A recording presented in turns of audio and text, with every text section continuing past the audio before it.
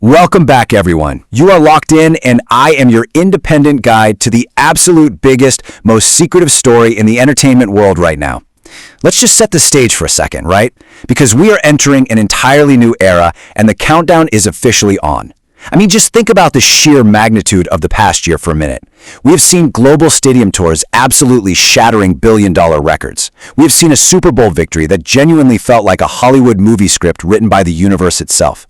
We have watched the paparazzi absolutely exhaust themselves, literally running themselves ragged, trying to keep up with the cross-continental private flights, the secret underground dinners, and the VIP suites. But here's the crazy part. All of that media frenzy, that has just been the opening act. It was just the warm-up.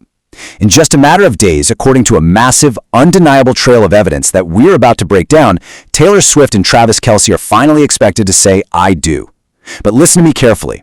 If you thought you knew what this event was going to look like, you need to completely erase that from your mind and buckle up.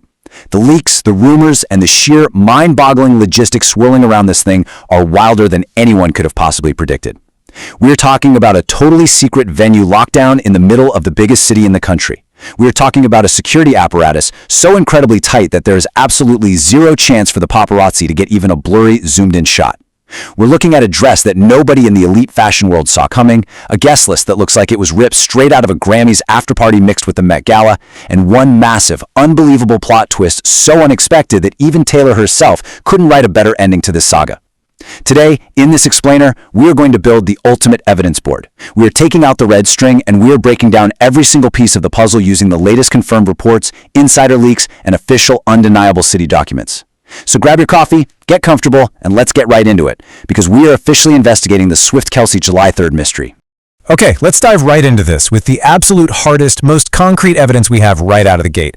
Because we aren't just dealing with whispers, rumors, or, anonymous sources saying, "My friend's cousin saw them." No, we are dealing with cold, hard, official City Hall permits. You can't fake this stuff. Fox 5 is officially reporting that a massive permit has been filed with the City of New York to close the streets entirely around Madison Square Garden. And the specific dates on that paperwork? From July 2nd straight through midday on July 4th. Now, what is really, really interesting about these permits is the sheer scale they imply. Think about it. Madison Square Garden is the undisputed mecca of arenas. It is the most famous, most heavily trafficked venue in New York City. Getting a street closure there is a literal nightmare. And we all know Taylor Swift has sold this exact venue out 8 separate times for her massive concerts. But this time, it's the exact same iconic venue, but for a totally different occasion.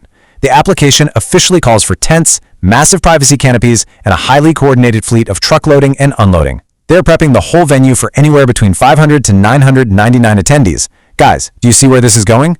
Whatever is happening inside that arena over those 2 days is going to be locked down tighter than Fort Knox. Just think about the actual physical infrastructure of Madison Square Garden for a second. It is a fortress. It offers absolutely no ground-level windows, none, which means nobody, no fans, no paparazzi, can sneak a peek from the outside streets. There will be no helicopters hovering overhead catching a glimpse through a glass roof, because there isn't one. It features a subterranean loading dock and deep underground parking connected straight to Penn Station. That means the most famous guests on the planet can get in and out completely unseen through private underground elevators. It checks every single box Taylor Swift has always demanded for her ultimate privacy. It is literally the perfect bunker for the biggest party in the world. Section 1. Decoding the timeline clues. But to really understand why Madison Square Garden is suddenly the epicenter of the biggest celebrity event of the decade, we have to look backwards. We need to step up to our evidence board and figure out exactly why the rumored dates and the rumored locations for this massive celebration suddenly shifted. Because in the high-stakes, high-profile world of Taylor Swift, she absolutely does not leave things to chance. Literally nothing is an accident. Every detail is engineered, and every single date has a meaning. Before all these massive MSG permits came to light, the huge rumor across all the gossip columns, and I mean everywhere, was that the wedding was going to happen on June 13th at the ultra-exclusive Ocean House in Watch Hill, Rhode Island. And logically, to anyone who follows her, that made perfect, undeniable sense. We all know the deep, almost religious lore of Taylor's obsession with the number 13. It is etched into the very core of her brand. She was born on the 13th. She famously turned 13 on Friday the 13th. Her first album went gold in exactly 13 weeks. Fans literally paint this number on their hands at her shows. It's a whole thing. And June 13th? That is her exact half birthday. It is exactly 6 months after December 13th. I mean, think about that level of planning for a second. What kind of pop star considers planning a massive, life-altering event around a half birthday? An absolute mastermind, that's who. She allegedly had a massive plan in place for Ocean House. But then, we got a massive pivot. Out of nowhere, According to really solid TMZ reporting, Taylor had planned a gigantic multi-million-dollar fireworks display for the Rhode Island mansion. But in mid-May, those fireworks plans were abruptly, suddenly canceled, just pulled entirely. The celebration was reportedly relocated completely from the sleepy coast of Rhode Island to the absolute chaotic center of New York City. The June 13th date came and went without a single wedding photo, leading us directly to these July 2nd through 4th street closures. And that is pointing us squarely to July 3rd as the new confirmed date for this monumental event. The location changed, the date changed, and the sheer scale of the operation went completely through the roof. So the absolute crucial point we have to ask ourselves right now is why July 3rd? If she intentionally abandoned the highly symbolic, practically sacred number 13, there has to be a monumental reason, right? Because as we just established, everything Taylor does has a deep, specific, highly calculated meaning. Well, look at the calendar. July 3rd is the night before her absolute favorite holiday. The singer has long celebrated the 4th of July as a cornerstone of her entire year. If you know pop culture history, you know all about the Tamerica era. Historically, Taylor has hosted the most legendary, absolute blowout 4th of July bashers at a Rhode Island estate. We are talking giant inflatable slides in the ocean, matching patriotic onesies for the whole squad, and iconic celebrity group photos. You guys definitely remember that famous one where Ryan Reynolds looked absolutely traumatized sitting on the porch while everyone else was cuddling. It is her signature summer event. But there's a much bigger number at play here, and it's 250. This upcoming year, America turns exactly 250 years old. It is the nation's 250th anniversary, the semi-quincentennial. By scheduling this massive, highly secretive celebration on the evening of July 3rd, rolling right into the midnight of the 4th of July, she is essentially getting married into the absolute biggest party in the entire country.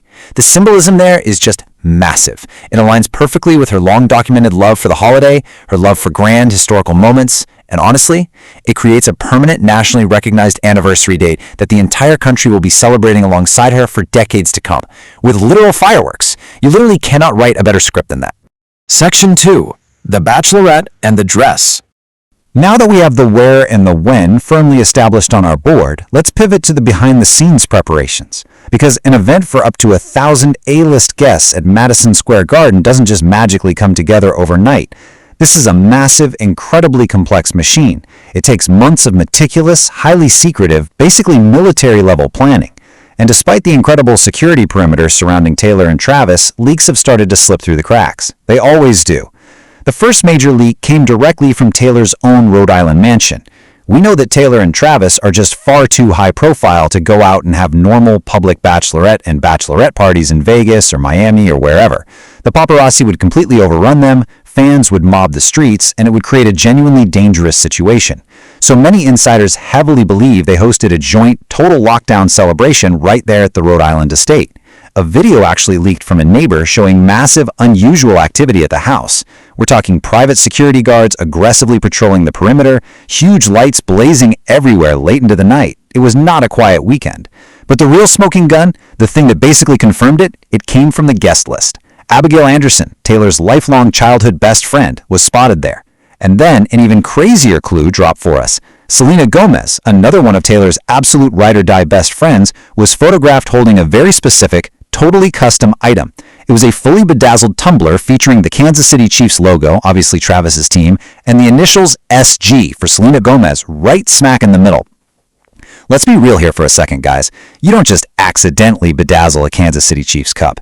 That completely undeniably screams custom bachelorette gift from the bride herself. It's the ultimate party favor. And here is the real kicker of this whole thing. That leak happened a full 3 months ago. The fact that this went down 3 months ago proves without a shadow of a doubt that Taylor has been planning this massive Madison Square Garden takeover for a very long time. And this brilliantly illustrates the next massive piece of the puzzle we have to talk about. The dress. The speculation here is absolutely off the charts, and honestly, the dress might be what the fashion world is waiting for the absolute most. Interestingly enough, we heard incredibly solid, heavily verified reports that Anna Wintour, the legendary editor of Vogue and arguably the single most powerful woman in global fashion, actually offered to personally help Taylor orchestrate her wedding dress, but Taylor allegedly said no. Just think about that for a second. Let that sink in. Who in Hollywood ever says no to Anna Wintour? Nobody. Except Taylor Swift, that's who. She has her own highly distinct taste, her own incredibly specific vision, and she answers to absolutely nobody. The bridal industry initially assumed she might go low-key and traditional, but turning down Anna Wintour means she is absolutely not going low-key. She's got a master plan. Right now, there are two major, incredibly compelling theories completely dividing the internet. On one side, we have Vivienne Westwood. Taylor has been absolutely obsessed with the corset silhouette lately. We've seen it everywhere, especially through her gritty, moody, black and white tortured poets era, and she owns many rare, highly custom Vivienne Westwood pieces.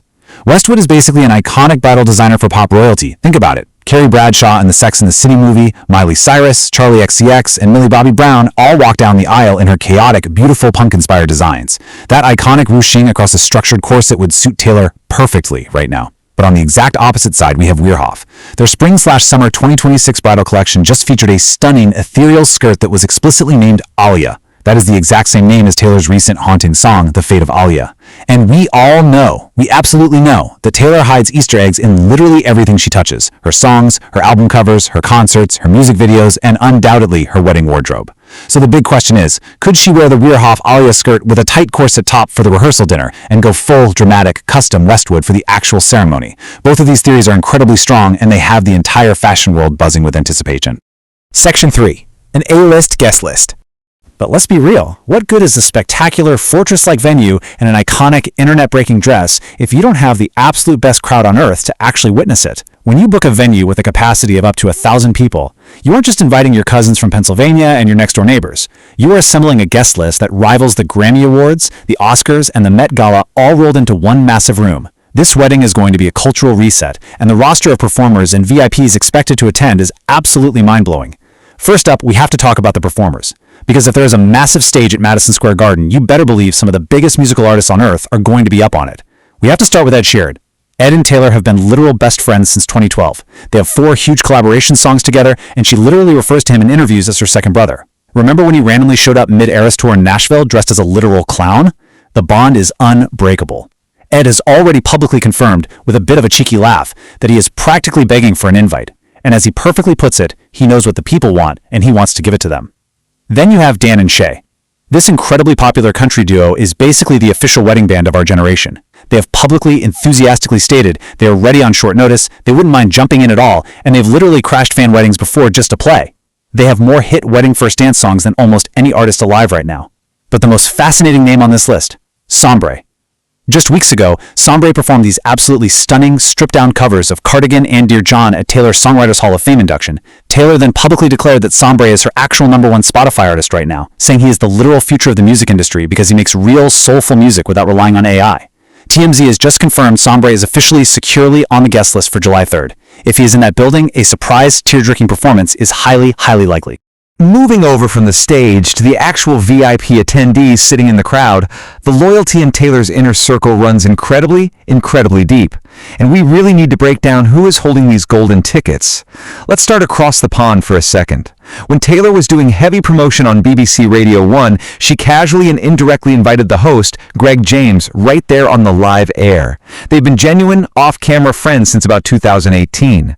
Graham Norton, the legendary talk show host, found out he was invited the exact same casual way. As Taylor herself has said, she absolutely hates stressful, tightly curated weddings where people are on the bubble about being invited. So she is just going massive. She's inviting everyone she genuinely likes. If the British TV hosts are flying in, you can definitely expect guys like Jimmy Fallon and Stephen Colbert to have a shot at being there too. Then we have the lifelong squad, the untouchables. Selena Gomez. These two have been inseparable best friends since 2008, back when they were both teenagers dating the Jonas Brothers. Think about that history. Taylor was actually Selena's bridesmaid years ago, so you can absolutely expect that massive favor to be returned on the biggest stage possible. Gigi Hadid, her absolute #1 hype woman, who has attended the Eras Tour multiple times and shared thousands of private nights out with her in New York City. Abigail Anderson, her literal high school best friend who Taylor famously roasted in a hilarious viral bridesmaid speech years ago. And how about Zoe Kravitz? This one is wild. She is currently engaged to Taylor's very famous ex, Harry Styles. Talk about proving a deep friendship is way, way stronger than any past Hollywood drama, right? Then there's Sabrina Carpenter, who opened the entire first leg of the Eras Tour and shares a deeply supportive, almost sisterly mentor-mentee bond with Taylor. And of course, the incredibly cool Suki Waterhouse and Robert Pattinson, longtime, highly trusted friends who share low-key London trips and double dates with the couple. It is a staggering, overwhelming assembly of star power, and every single one of them is sworn to total secrecy. And this next piece of evidence brilliantly, perfectly illustrates just how tightly controlled the actual physical details of this event are, even for the most famous connected people on the guest list. Look at this incredible, totally revealing quote from NFL superstar George Kittle. Now, if you follow football at all, you know the NFL bro dynamic here. He is one of Travis Kelce's absolute closest, tightest NFL brothers. He and his wife Claire are literal co-founders of Tight End University alongside Travis. They hang out constantly off the field. So, when asked on camera by a sideline reporter if they scored an invite to the wedding of the century, Kittle didn't even hesitate. He grinned and said, "Yeah, we'll be there. I'm wearing a blue suit." He's got the outfit picked out. But when that exact same reporter pressed him and asked the literal million-dollar question, is it MSG? Is it Madison Square Garden? Kittle's response was incredibly telling. He paused and said, "I have no idea. We don't know. I actually asked Travis last night. He laughed at me." Guys, think about that interaction. Just picture it. Travis Kelce is literally laughing right in the face of his best friends about the biggest day of his entire life. This is concrete, undeniable proof straight from a trusted NFL insider. The physical invitations are absolutely out in the wild. People are hitting up tailors. They are buying their incredibly expensive suits. They are completely clearing their jam-packed schedules for July 3rd. But even Travis's absolute closest friends, the literal guys he bleeds and sweats with on the football field, are being kept entirely in the dark about the actual venue. They are literally just told to show up in New York City and wait for a text with instructions. That is exactly precisely how Taylor Swift orchestrates a massive event. Total, absolute, CIA-level compartmentalization. Section 4. The ultimate plot twist. Okay, let's just slow the pacing down for a second here, because we have meticulously laid out the entire timeline. The massive fortress-like venue, the highly analyzed rumored dresses, and the insane star-studded guest list. But as we take a step back and really look at this whole evidence board we've built today, with all the red strings connecting the dates and the insider quotes, something just isn't quite lining up. It doesn't feel right. As the July 3rd date rapidly approaches, a massive game-changing new theory is bubbling up from deep within the most trusted Hollywood insiders, and it is completely dividing the internet right down the middle. It is time to introduce the climax of our investigation today, the ultimate jaw-dropping plot twist in the Swift-Kelce wedding saga. Here is the massive, undeniable question you have to ask yourself when you look at the sheer, overwhelming scale of what is being planned at Madison Square Garden. What if the actual vows have already taken place? Seriously, think about it. Are they already married? This is the ultimate insider theory dropping right now. What if the massive, highly publicized, 1,000-person event happening on July 3rd at MSG isn't actually a wedding ceremony at all? What if the vows, the intimate promises, the actual signed legal marriage certificate have already taken place far, far away from the prying eyes of the public, the paparazzi, and the media? At first glance, it sounds totally crazy, right? But this tactic isn't unprecedented in Hollywood at all. Just look at Justin and Hailey Bieber's totally secret courthouse wedding before they threw their massive, extravagant South Carolina bash. Or Sophie Turner and Joe Jonas getting legally married on a whim by an Elvis impersonator in Vegas before heading to a chateau in France for the big show. When you actually break down the logistics of what a wedding ceremony realistically entails, the puzzle pieces start to form a very, very different picture for Taylor and Travis.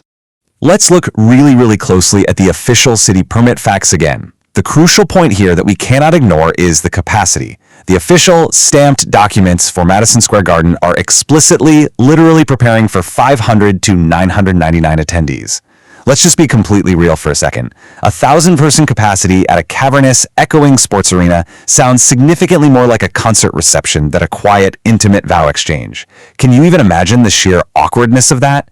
Standing up there at a massive, concert-sized stage altar, trying to look deep into your partner's eyes and share deeply personal, emotional, tear-jerking vows while your voice echoes off the rafters and a literal 1,000 people stare at you from arena seating, that is a performance, not a promise. As multiple high-level insiders have pointed out, you just don't want 1,000 people watching you kiss your husband for the absolute first time as a married couple.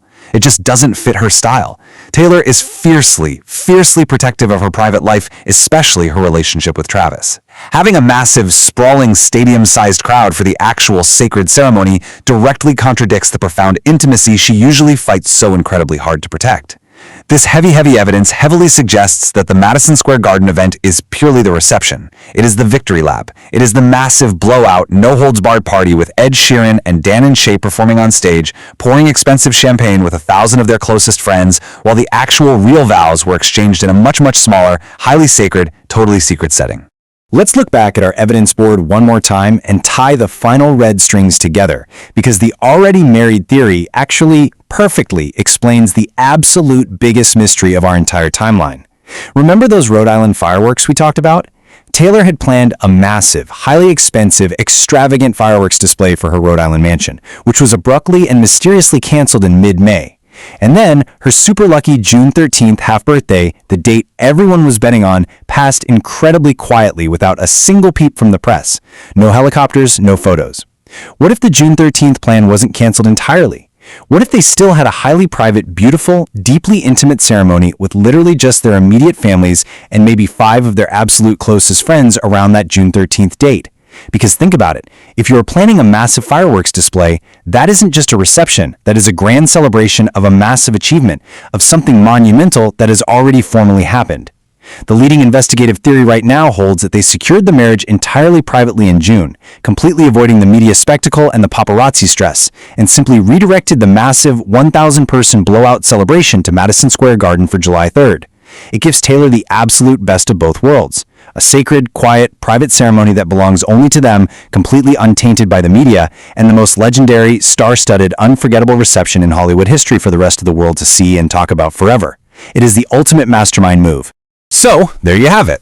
We have walked through the undeniable official city permits. We've tracked the suspiciously shifting timeline. We've examined the Rhode Island Bachelorette leaks, the massive Anna Wintour snub, the absolute Grammy-level guest list, and finally, the ultimate plot twist, that they might already be husband and wife. The physical streets around Madison Square Garden are officially closing in just a matter of days. The A-list guests are currently flying in on private jets, picking up their custom suits, completely blind to the actual location of the room they're going to. And Taylor Swift, the ultimate mastermind herself, is quietly orchestrating every single meticulously planned second of it. Now, I want to hand it over to you. Looking at the massive evidence board we just built together today, which side of the investigation are you on? Do you truly believe the intimate sacred ceremony already happened in secret back in June, and we are just waiting for a massive 1,000-person MSG victory party? Or do you think the actual real vows are going down live on July 3rd behind the massive windowless walls of the world's most famous arena? Whatever happens next, it is absolutely guaranteed to be bigger than anyone expected. We are less than a week away from potentially the biggest pop culture lockdown in modern history. This has been your explainer on the Swift-Kelsey July 3rd mystery. Stay vigilant, stay incredibly curious, and I will see you right back here when the absolute truth finally comes out.